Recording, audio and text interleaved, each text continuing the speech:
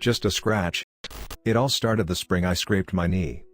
Mama frowned and told me to be more careful.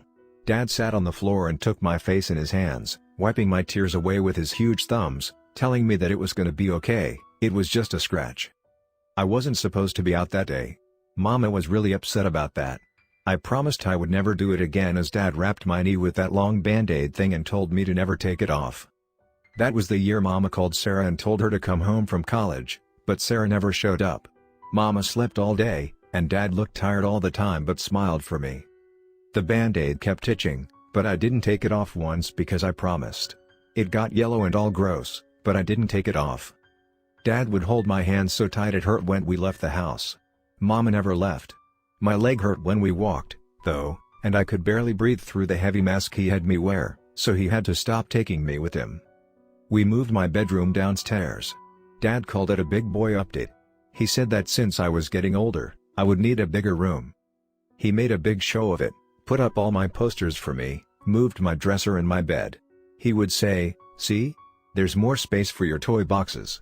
Or more room for your dresser," but I knew that he did it because I couldn't get up and downstairs anymore. Around the edges of the giant band-aid, my leg was turning blue and gray, but I never took it off.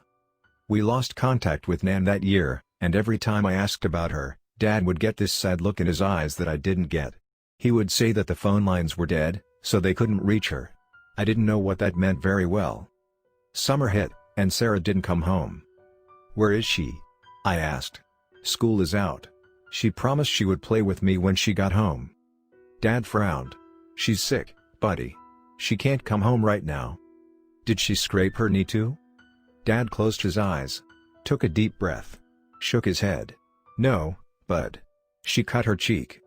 That was the year that I looked out the window, and I saw Mrs. Johnson limp down the road.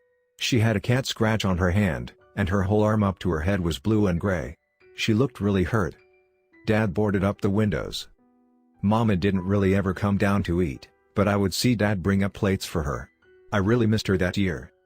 The blue and gray started forming up my leg, and I soon couldn't move anymore. I'd never seen Dad cry like that before. I felt so bad. I wish I didn't hurt him like that, even though I didn't know what I did. He came home one day with an axe and a bunch more of the long band-aids, way cleaner than the ones still wrapped around my knee. He looked at me, and he cried, and he told me he was sorry and that this was gonna hurt a lot, but he loved me so much and would do anything for me. That was the year I lost my leg, and I started feeling much better. Dad brought home a wheelchair, and he let me sit in the backyard again under his supervision. I never saw anyone outside our fence. I kept wondering where everyone went. Jack wasn't out splashing in his pool in the hot summer or climbing all over the jungle gym with his little sister. Avery didn't run through the grass with her big black dog anymore. I wondered how long they had been gone or if I missed the goodbye party. Sometimes, Mama would come down and sit on the porch with me. Dad said it was good for her to move around every once in a while. She never said anything, just sat there. One day, she fell down the stairs and cracked her head.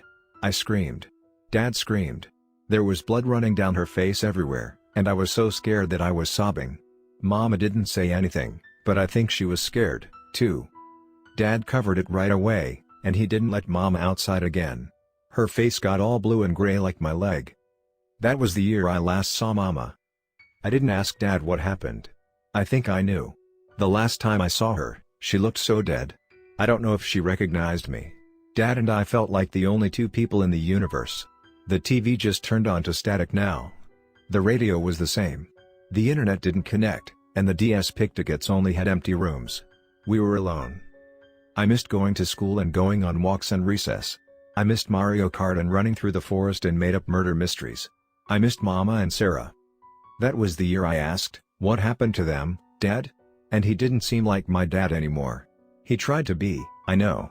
He put on a face and smiled and tried to be my dad. I don't know if it comforted him or if it was to comfort me. That was the year I turned 8, and Dad couldn't bake me a cake, so he got me a can of peaches. It was winter by then, and the house got really cold, so Dad gave me all the blankets, but I made him sleep in my bed so we could share. He still got sickly, though, and he got more tired every day. He walked through the house like a zombie, but he was still pretending to be my dad. He still gave me the bigger plate of beans, and he covered me with all the blankets when I shivered. And then, one day, Dad came home from the store, and he had a cut on his hand from where he slipped on the ice. He looked so tired and so pale. He looked like a ghost, like a person that was no longer there. The cut got blue and gray around the long band-aid. That was the year that Dad looked up at me with tears in his eyes. That was the year he told me, "I'm so sorry, Daniel. I tried so hard. I love you so much, and I really hope you know that. I will always love you." That was the year that I was 8, and I was so lonely, and all I had was my dad. That was the year my dad gave up on himself, but I didn't give up on him. I would never give up on him. "I can do it, Dad. I can do it. Please let me do it. I can," I had cried. I was 8. I was young. I called Gauze long band-aids and cried when I scraped my knee. And I would do anything for my dad.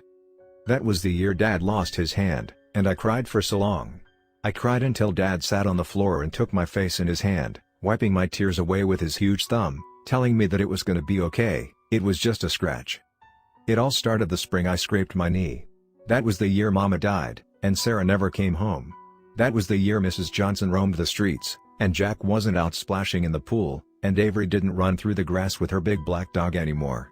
That was the year that everyone disappeared.